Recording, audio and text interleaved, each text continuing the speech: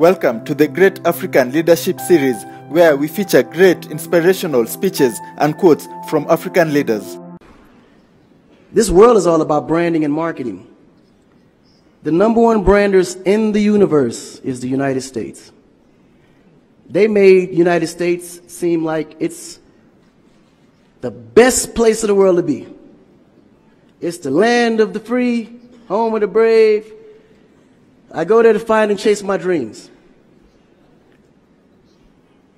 We have to be able to tell our own stories. Directors, filmmakers, entertainers, it's going to be clearly, and the press, it's going to be your job to redefine how people think about Africa.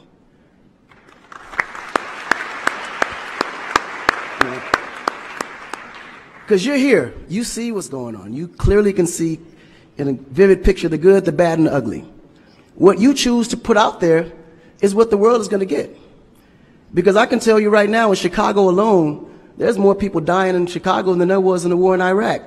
But you would never see that. There's a lot of things that's happening in the U.S. that you would never see because they choose to show you what they want you to see for, you know? It's about country integrity. You have a certain reputation you have to keep. No one puts their family business out into the street. One of the problems we have in Africa is that when something happens, the press is quick to put out negative energy and quick to put out a negative story. And then that story goes on to internet, and other broadcasting systems take it and they post it. So when you look at places like Kenya, for instance, that I know of, maybe what, 2 terrorist attacks? But it was everywhere. So now people was afraid to go to Kenya because somebody shot up the mall.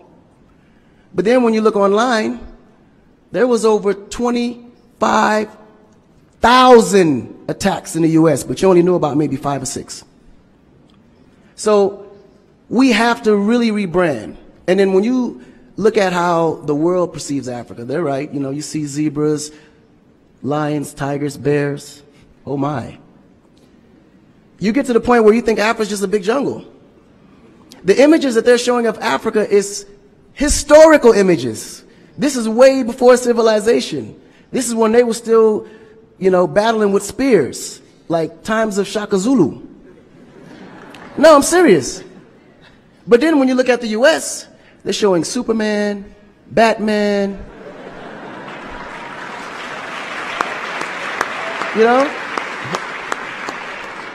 Where is our Superman? Where is our, like, Shaka Zulu should be a superhero today. Really. So we have to tell our own stories. I mean, even Jesus is white. And you believe it. But it's okay, because how you were framed, if you taught something from the day you were born, and your mother taught you that, your father taught you that, it's real. You never look at your mom and your dad as liars. But their mother and father taught them the same thing, because that's the kind of history that's put out for them to believe. Our history books in the U.S. is all white American history, culture that's been borrowed from other nations. But Africa have to teach the same history of our ancestors, the great things that they have accomplished. You know? And it's going to be the jobs of directors like yourself, filmmakers like yourself, to narrate that story. How do we want to be perceived? How do we want that story to be narrated to the rest of the world? This younger generation, we kind of figured it out. Because now, when you look at hip-hop in America, every rapper is rich. Gold chains, Bentleys, nice girls by the pool with bathing suits in his big mansion. And then, when the video's over, they get on their phone and call an Uber. They don't even come in the Bentley that you just saw in the TV. But you go to Nigeria, we got Wizkid, Davido, P-Square, all these guys driving a Bentley, Mercedes. They actually own those cars. That's the difference. But if we don't translate that, they will never know. They think we're going to leave the shoot and go home on a horse or a zebra. Because that's what they know. This is why African Americans are so afraid of Africa. You mention Africa, they start shaking. There's so much fear. They don't know how to translate that. It was just recent that people are now saying, yeah, man, you know what? I rock with Africans, man. You know what I'm saying? I want to do some collaborations, man. Yo, man, I need an Afrobeat remix, you know what I'm saying? But before, they'd be like, man, I don't know that dude. I'm not putting him on my record. So the younger generation is slowly understanding how you have to rebrand the culture, because the culture has adapted. They've actually took everything that we've created and made it look better. They made a superstar look like a superstar. When I look on TV and I see our biggest entertainers, they don't look like stars. That's why you can't really respect the entertainer.